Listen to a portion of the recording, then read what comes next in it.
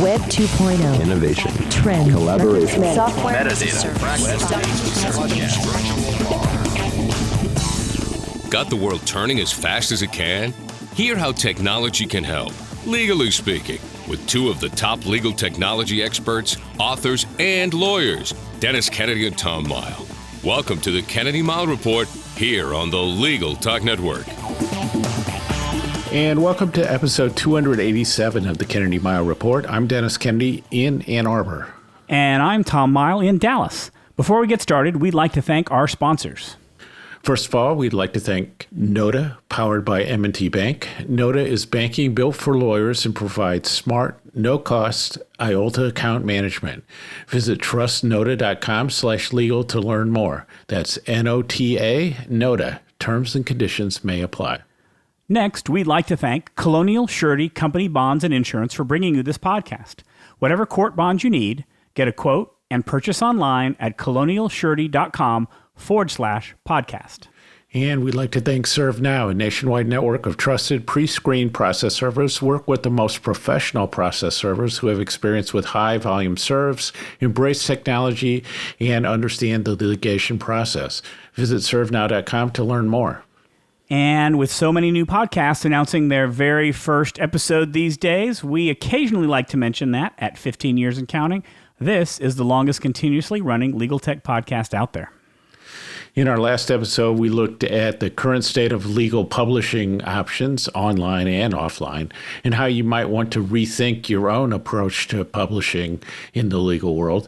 In this episode, we decided to revisit cybersecurity and how COVID has changed the cybersecurity landscape and what all we can do to protect ourselves these days. Tom, what's all on our agenda for this episode? Well, Dennis, in this edition of the Kennedy Mile Report, we will indeed be talking about cybersecurity, old and new cyber threats, and what we can try to do to protect ourselves and each other. In our second segment, we're going to do another round of our new Hot or Not series. And as usual, we'll finish up with our parting shots, that one tip, website, or observation that you can start to use the second that this podcast is over. But first up, how or whether COVID has changed cybersecurity, and I think it's going to be how, because it's not for the better. I think it's arguable that from a cybersecurity standpoint, 2020 was the worst year on record. Because over the past year, while the rest of the world was taking a break from going into the office, cyber criminals were instead keeping quite busy. And by all accounts, it has been a lucrative year for them, whether state actors are trying to infect the networks of as many American companies as possible, or ransomware leading to people hoarding gasoline in plastic bags. The threats just keep on coming. So, Dennis, let's talk about cybersecurity. What in cybersecurity worries you the most these days? Yeah, it's sort of like what doesn't. So I think the three big ones out there are first and foremost ransomware. Then I think the sort of lack of understanding, knowledge and good practices on the security involving collaboration and collaboration tools, and this availability of scripted attacks on known vulnerabilities, making it very easy for people to use existing vulnerabilities to break into systems. And that's like a killer three right there. We'll dive into some more, but that's plenty. And like you said, the cyber criminals, the state actors, everybody's working overtime. And I agree with you, Tom, with a lot of success. I think you're right. I think for lawyers and firms, ransomware is the number one threat right now. I think it's been the worst problem. We'll talk about that a little bit more. I really think that the second biggest threat in my mind right now is what we would call supply chain or service provider threats. You know, the SolarWinds hack was a classic attack to try to get to as many companies as possible through a supply chain provider, someone who is in the chain. You only have to infect one to infect a whole lot. That's what here in Texas, that's what happened with a managed services provider who provided IT services to lots of companies, including law firms. firms. Just make sure that they've gotten hacked, they've got malware, and you can spread it to as many companies as possible. But I'll tell you, let's bring it down to a very personal level. I am finding threats against me on a daily basis these days. I will tell you that over the past 2 weeks, and I'm glad we decided to talk about this subject, but over the past 2 weeks, I've had several emails telling me that I'm trying to recover my Instagram password. So someone's trying to get to my Instagram password, which is interesting. That doesn't quite bother me. The one that bothered me the most was I got an email from LastPass, my password security, saying, it looks like you're trying to do an account recovery. You want to recover your account. Let us help you. Well, I'm glad that I have multi-factor authentication set up. I'm glad that I have a ridiculously hard password on that account. I emailed LastPass to say, should I be doing anything else? They said, nope, you're in good shape. You're fine. They can't recover it because that link is going to you. It's not going to somebody else. But the fact that it's happening, and it's happening more often than it did before, really, I think, shows what this past year has been. I think the number of attacks are starting to step up. Yeah, so I've been thinking about it. Are we just seeing more of the same, or is this something completely different, or it's just gone up a level? And so what is happening out there? And I guess that my sense is that it's just taking the existing issues and attacks and kind of moving them up a notch, evolving them, just getting better at them while people kind of let their guards down. The one exception I would say is I listened to a webinar probably about 2 months ago where Bruce Schneier, the cybersecurity expert, was talking, and I got to tell you, he really unnerved me with his concern about the state attacks, namely Russia and China, and then potentially what our own government is doing. But that kind of made me realize there's a bunch of vulnerabilities out there, and there is a lot of exposure out there. But some of it just goes back to people. Ransomware has been a big one for several years now. A lot of these attacks come on known vulnerabilities from systems that aren't updated, or, as you say, people aren't vetting their third-party providers, the whole supply chain thing. And then I think, as we've been talking about for a few years' time, about security and collaboration tools, but that's, I don't think people pay enough attention to that. And then the phishing attacks and what's known as spear phishing, to make it seem, like very plausible that somebody's reaching out to you. I mean, that's become an art form these days, and that has become super dangerous. So I don't know that it's, like I said, other than the state actor thing, which seems like it has caused a lot more concern, it sort of seems like just the bad actors have gotten better at all the different techniques, and that we as users have gotten lazy. I think people are still the problem. I think if you look back at the 2020 ABA Legal Technology Research or Legal Technology Survey that the Legal Technology Resource Center does every year, only 43% of lawyers are using file encryption, 40% are using email encryption or two-factor authentication, 30% use full disk encryption on their laptops. This is still just amazing to me. There is just still a maybe not a lack of awareness, but a lack of understanding that this is important to be doing. So I think that people are still going to be the most successful attack vector for the hackers to do. I will say, I think that COVID and 2020 was a boon for hackers because security people took their eye off the ball, and they spent their time focusing on things like how do we get our team up and mobile and working from home? And there was a company called Tanium, I guess. They're a security management provider. They were saying that 93% of companies delayed security projects in 2020 because they had to take care of other things. 43% of them delayed or stopped patching vulnerabilities altogether. And so I think hackers just jumped into that and said, let's take advantage of that situation. I think that hackers are getting better. We're also seeing more things that are subject to being hacked. I'm seeing a lot of things, a lot more biometric information, facial images, bigger target than in the past. I think we're seeing a lot more what we would call zero-day exploits, which is flaws that you find in software or hardware that wasn't discovered during testing. Those are growing too. So the number of threats, the number of areas are increasing, and when the security folks are busy paying attention to other things, it makes it easy to exploit and take advantage of those things. Yeah, I think you're right. When you're focused on just kind of making sure everybody runs, everything is running okay and that people can access remotely, all those kinds of things, then you start to say, well, are we going to make people change their passwords every 30 days? Are we going to do these things? Multi-factor authentication, which is such a big help, is a pain in the butt,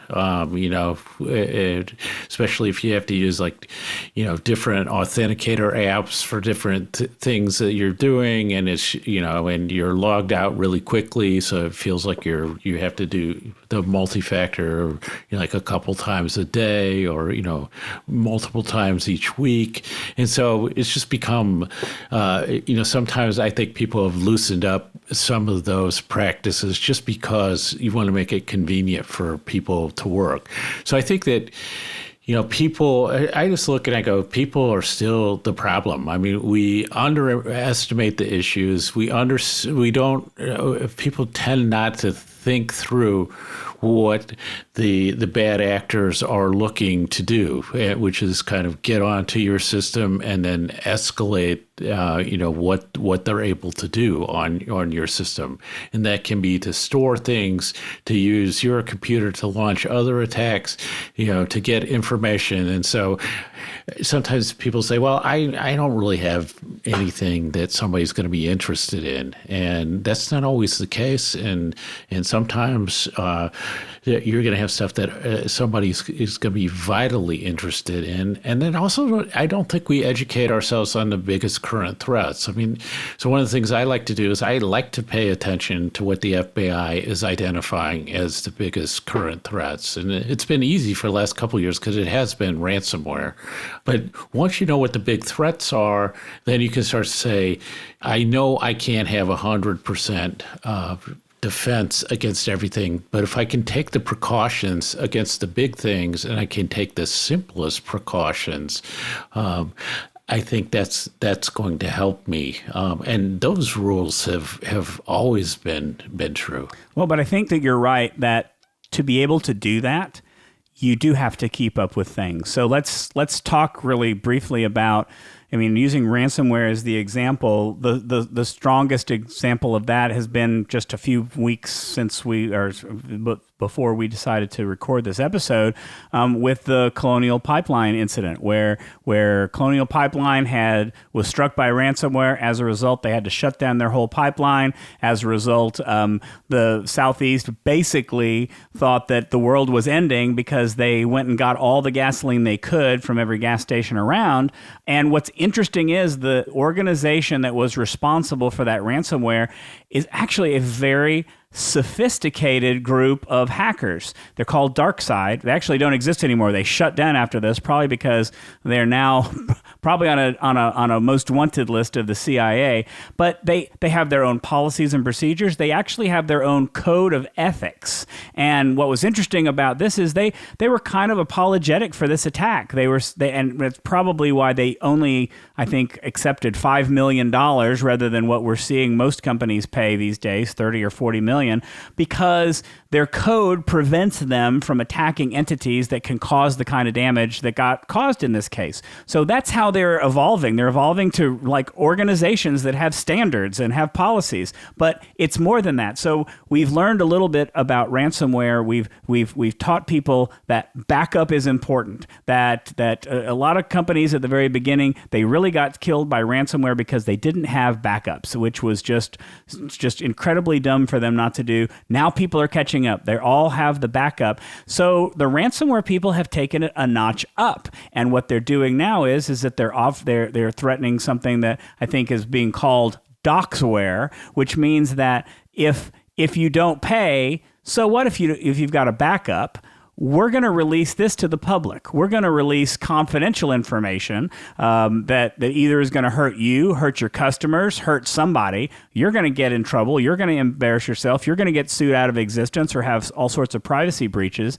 And that's what convinces people to pay. So it's getting increasingly sophisticated on how they're handling it. And so I think, Dennis, you're right. Knowing how those threats are evolving, knowing that they're changing, should help you know how to better counter them and avoid them. If you're not aware that they can release stuff and start doxing you and publishing information, then you're less able to protect yourself. Yeah, and that code of ethics on ransomware is really a kind of fascinating thing, where there is sort of an agreement out there that you're not going to take down hospital systems, health systems. You're not going to shut down pacemakers, which would be a pretty high leverage, right, on an individual. Are you going to do other things? But there could be a point where somebody decides, it's the honor among thieves notion, like, that there are lines we won't cross, but typically somebody's going to be willing to, in certain situations, to cross those lines. So I was thinking, Tom, about what's different, and I think we've hit on a number of these. So I think the whole work from home, which has expanded the perimeter of organizations and their security. So whatever is happening at the home offices, let's call them, of people is now has an direct impact on your network. And so the fact that if somebody's using shared computers, other things at home, you have your kids on them, those sorts of things, now that becomes part of it. We've talked in the past, and we'll continue to talk about collaboration tools. So you're just connected to everything, and somebody's poor security on a document sharing service or other things can cause problems for you. The role of state actors, I recommend that people do some reading on that, because it is disturbing, some of the compromises that have happened and the vulnerabilities out there. And then I think there's this whole notion of toolkits out there, that you can get set up as, a ransomware, in the ransomware business, and just get toolkits. And there's something that's called REVIL, REVIL, which has been described as ransomware as a service. So in the same way you have software as a service, I can just use this service in a platform and use it to launch my ransomware attack. So just a lot of things going out there, lots of vulnerabilities. And I think that, like I said, phishing has just become so sophisticated these days.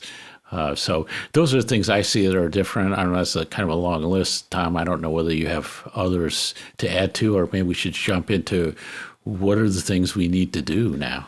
No, I don't have anything to add, but I think you're right. I think phishing has become very successful. But the interesting thing about phishing is that you have 5,000 people in your firm or your company, and 4,999 people know what to do, and that one person clicks on a link.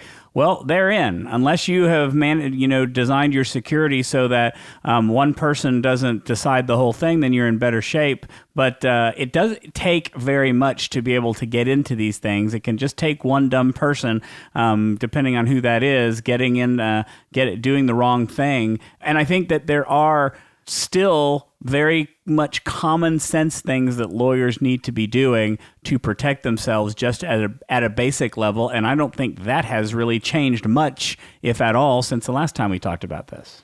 Yeah, I just feel like, your big thing is just kind of know the standard security playbook and then actually act on it. I mean, it's like strong passwords, multi-factor authentication, install security updates, read the news about what's going on. So like if you're reading the news these days, then you would say, you know what, law firms are still considered a soft target. There have been law firms that have apparently suffered ransomware attacks and paid the ransom. You see other things going on. The Colonial Pipeline thing is just going to be something that attracts other people to try this, because $5 million is $5 million. And then you mentioned before this whole notion of realizing that backup is part of your approach to security. So when I see that somebody's been shut down by ransomware or they have to pay the ransom, I immediately think they just don't have good backup, or they may not have any backup. And sometimes that's unfair. And Tom has mentioned this, people blackmailing with the release of sensitive documents. So there are other ways they can get you. But that was a lot of the issue. Was there were a problem with the backup system, and the ransomware just took people out, and they had no way to get the data back. Yeah, I think early on that was a major issue. I think that a lot of people have gotten the message and have started to back up more, but I'm sure nowhere near as many as need to do that. Yeah, and one that organizations have been doing that I like is the phishing training. Even like sending out these emails and then seeing who clicks on things, who identifies it and reports this as a potential phishing attack, those sorts of things, and then doing the follow-up training on that. I think that can be really helpful. I mean, as Tom said, that if it only takes one person, to click on something, and it's going to cause a problem for everybody.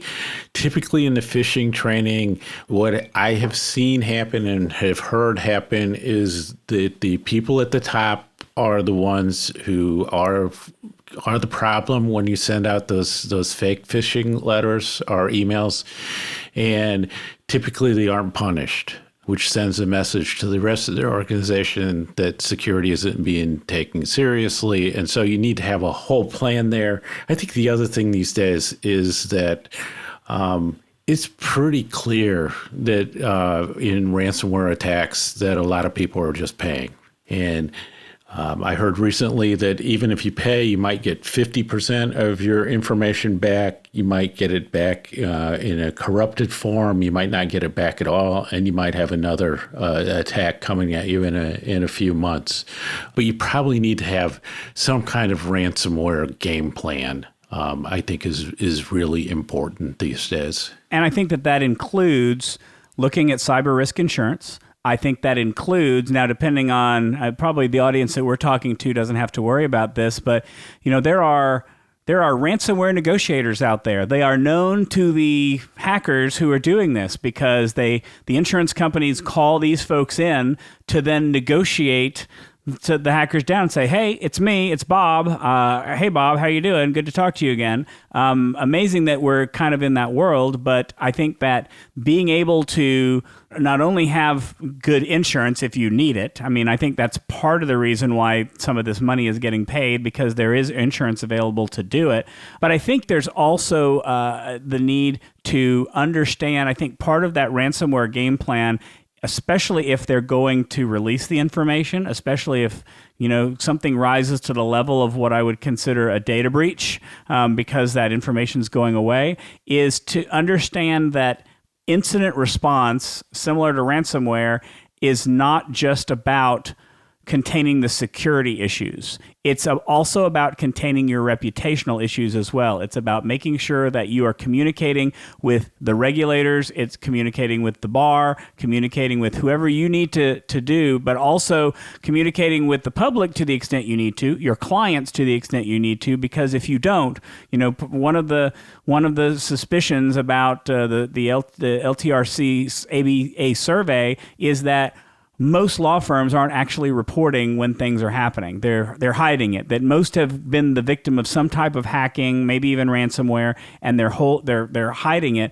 I think that as this becomes more prominent, it's going to be more important to have a good game plan on how to protect your reputation when this comes out, because they're going to start to come out more often, I think, especially if information starts getting released. Right. And you do need a multifaceted approach to incident response, because there's a lot of moving parts. You have to make decisions about who you're going to work with, who you need to share information with, what you need to release. I'm a little bit, I understand the importance of cybersecurity insurance, but the fact is with ransomware, that if your business is shut down and nobody can work because your whole system is in fact shut down by the ransomware people, your insurance is only going to do so much for you at the time.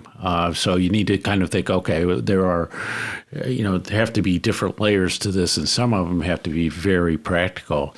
I think another big thing is to understand how each of the attacks each of the main categories of attack work and what the goals are. So if there's a denial of service attack, then they're trying to take you offline so people can access you. Other things are meant to come into your system and lay embedded in there for a time to either harvest information or to continue to open up a trap door. Other things are, ransomware is designed to get you to pay money in an untraceable way. So understanding the basic attacks and the goals of those attacks happen, and then Tom, I think this is sort of, you touch on this area in your work to some extent, I think. But once you have an incident, like how do you respond to that? How do you know what might have been touched, what you need to do, who you need to inform? And so that incident response piece is very important, especially as we get more and more often confusing data privacy laws and requirements of reporting those incident responses. So let's finish this out by maybe talking about, how do you keep up to date with this? I think that there's so many really technical sources out there that it's hard to, that some of those things might be over our heads. They might be things that your IT people need to understand, but maybe lawyers don't need or shouldn't have to worry about. So let's talk about kind of what our favorite resources are. I will give 4 out and make sure I put links in the show notes. Our friends Sharon Nelson and John Simic do a great job talking about security. John on his blog, Your IT Consultant, Sharon on her blog, Ride the Lightning, both of them on their podcast, Digital Detectives. They do a great job of talking about security for lawyers and keeping people up to date. I will tell you, I am a big fan of the Cyber Law podcast. It's done by the lawyers at Steptoe and Johnson. They do a weekly update, and it's a little bit more law related, and they talk a lot about legislation, but they talk about what's happening and new trends and new things that are happening, both with the threats and what we're doing to combat them. But it's more from a law perspective. So I think you're getting a little bit of a mix of education about the bad stuff, but also kind of what law and what lawyers and what the government and other governments are doing about it. I do like Brian Krebs. He's a good security person to follow on Twitter. Those are kind of my favorite resources. Any that you like in particular, Dennis? We have one in the parting shots, which I'll save for that. But I think that what we've just talked about, standard playbook, backup, multi-factor, all those things, if you just go back and listen to this podcast again, you're going to pick up a lot because we've synthesized a lot of that. I think the main thing for me is just kind of being aware of what's happening in the news, on the cybersecurity level, and then looking at when new updates are released, especially with the Apple OS and with Windows, understanding what it is they're patching will give you a clue. And I also say, to me, if you're in an organization that's still running Windows 7 or these programs aren't being supported anymore, you really have to start to question what the heck is going on there. So some of those things are out there. And I think that I'll make this point, and I'll make it because I'm going to teach a new class in the fall on cybersecurity and data protection. But I really think if there's anything that's required by the tech competence ethics rule. I think that cybersecurity has to be a piece of that in terms of confidentiality, relevant technology, and actually doing good work for your clients. Cybersecurity is integral in all of that. Only thing that I'll add to finish up is I'm really encouraged by new trends and kind of possible scenarios in improving security and making things better. So here are some terms and things to think about. We've talked about a passwordless world. Google's working on it. Microsoft's working on it. Everybody's trying to get away from passwords. I think that's part of the problem why security is so hard, is that we have to remember long, complicated passwords that are different for every site.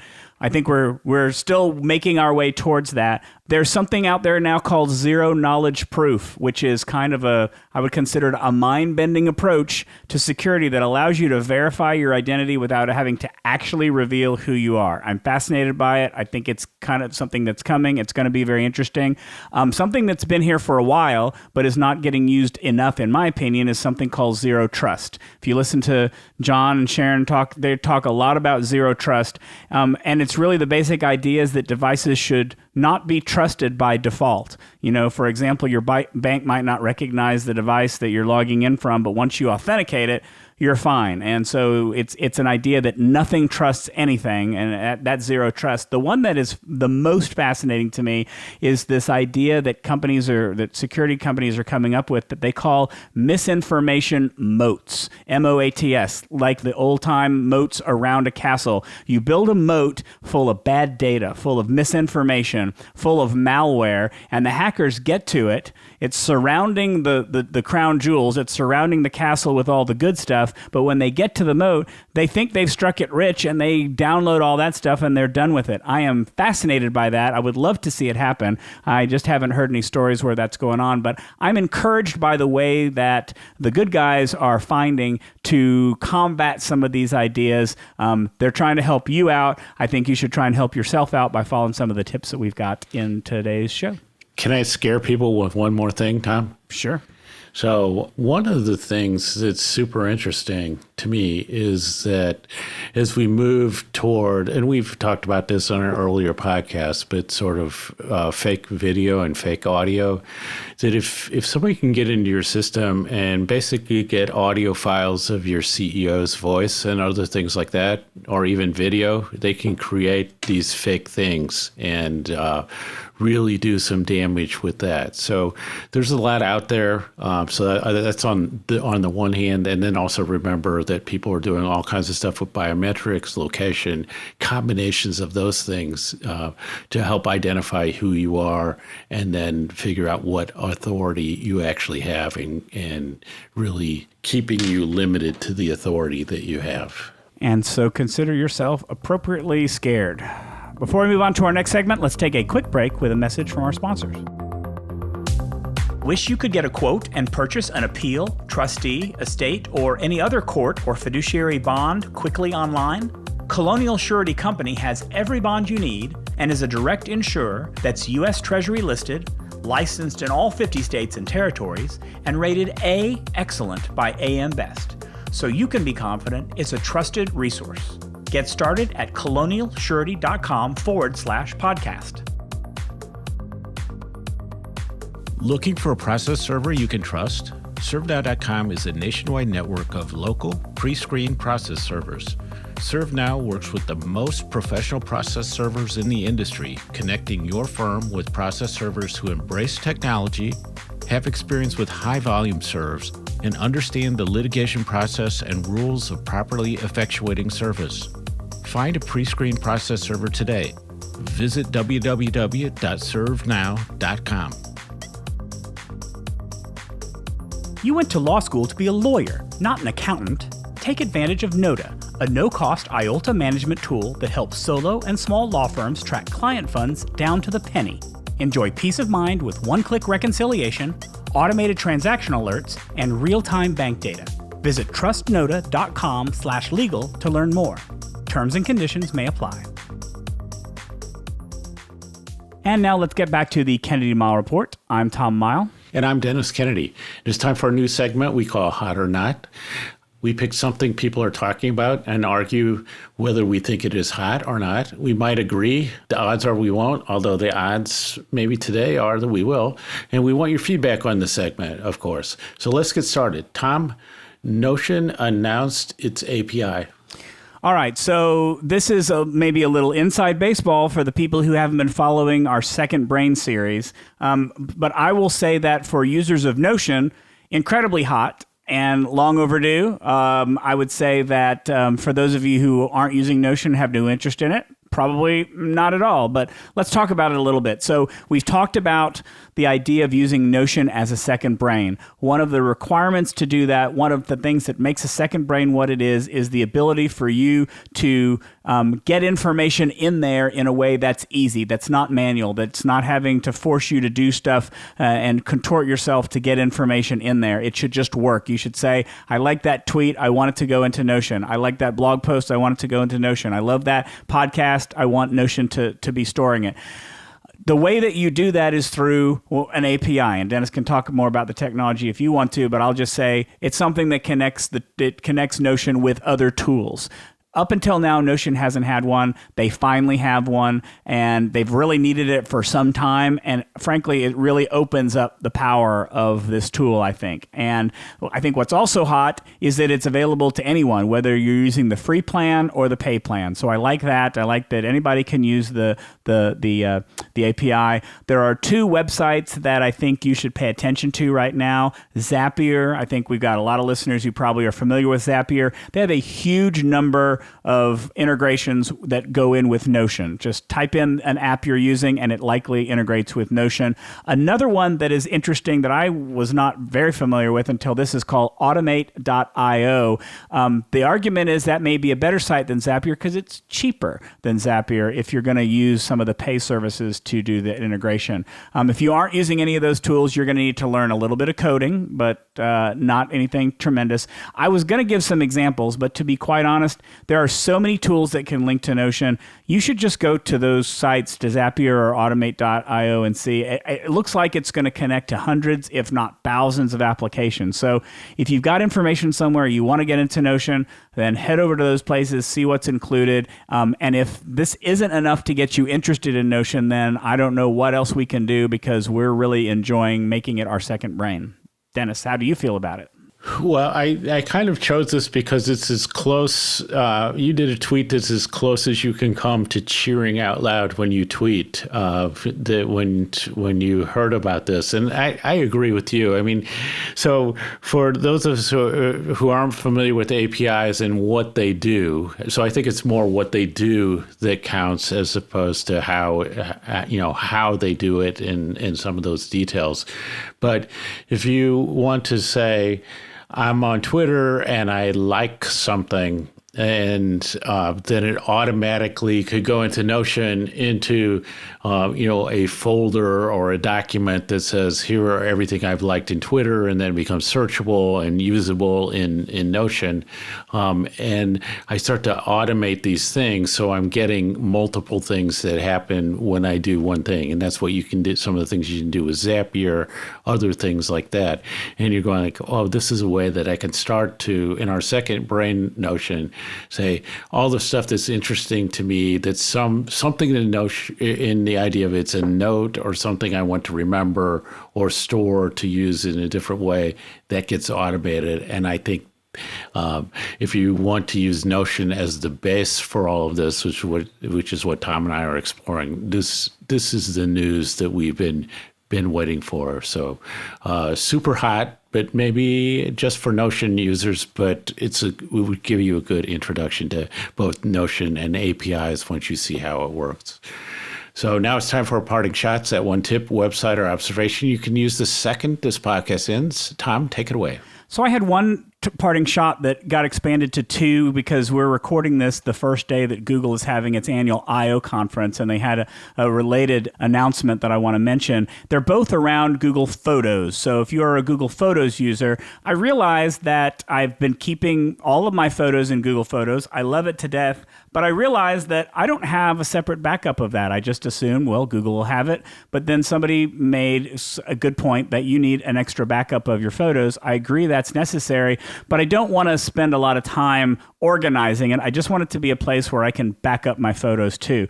So what I've decided to do is use the Google Takeout service. So Google Takeout allows you to basically export a copy of any of your Google content and put it anywhere that you want to. And what I really, really liked about it for photos is that I can set up an automatic export to happen once every 2 months for a year. I probably have to renew it at the end of the year. But what I like is that every 2 months I'm going to get a new backup where I can replace the old one. I'm just storing those backups in my OneDrive account as my other backup of my photos. But it is set it and forget it. And all I really need to do is move it over to that OneDrive account. To me, that works perfectly. I'm enjoying that. Google Takeout, I think, is a great service, and I like that feature.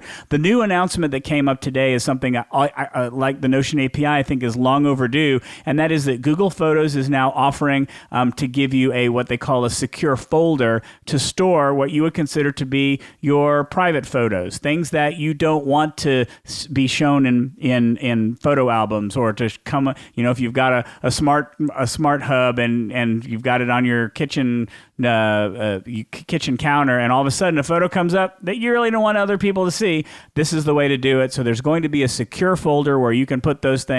You get to see those photos, but nobody else has to. I think it's a great idea. It just took a long time for Google to get to it. Dennis, what about you?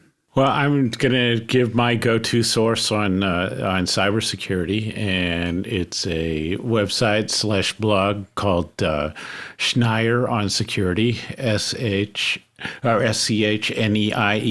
Bruce Schneier, very well-known, respected cybersecurity expert, also a great writer, and who does a great job of explaining things.